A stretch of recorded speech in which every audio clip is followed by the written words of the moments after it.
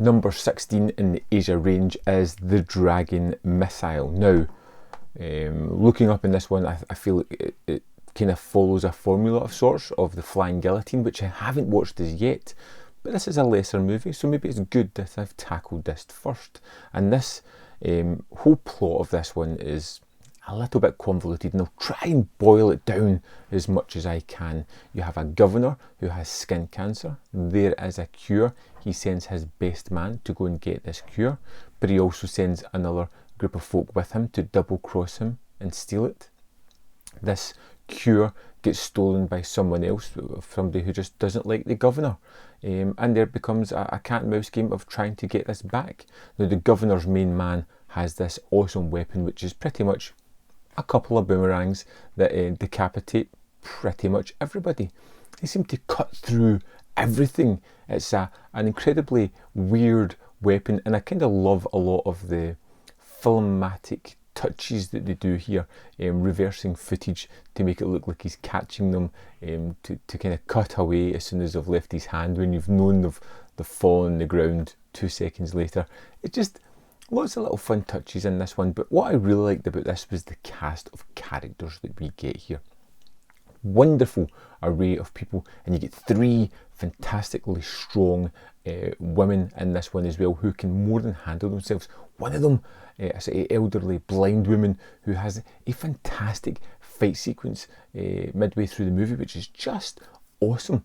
And the fight sequences and the action set pieces are what drive this movie forward, along with some wonderful production values. It looks particularly lovely. The transfer is excellent from 88 films. I like the characters and some of the silliness that it creates. The logic of the actual Dragon Missile, I'm not quite sure I'm buying 100%.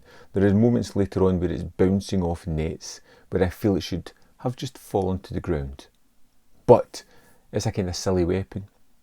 It's created for the main point of having lots of decapitations, which this movie does have. Heads will roll, and a lot, although you never really see the bloody ramifications. You see heads kind of popping off quickly, and then torsos just wriggling about, with the head just conveniently off camera.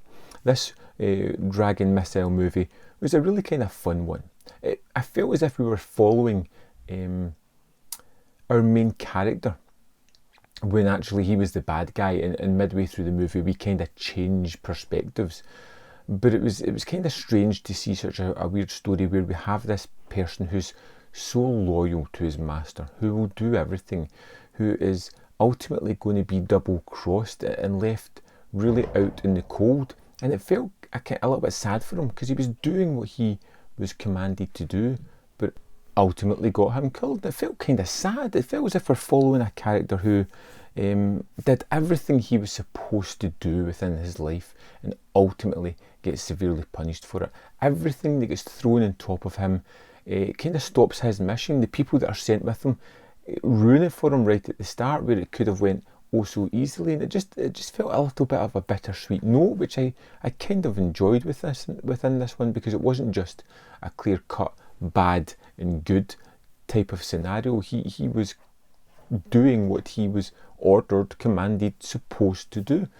I loved a lot of the visuals in this, and the setups and the landscapes. I thought they were quite lovely at certain times. The fight scenes are, of course, exemplary and super fun. They do become a little bit repetitive later on, but I kind of liked that people don't make it all the way through the movie as well. A lot of the heroes kind of die along this journey, which made it interesting enough. I'm quite curious about going and checking out the Flying Guillotine next, so definitely be doing that, and I would love to know your thoughts on the Dragon Missile.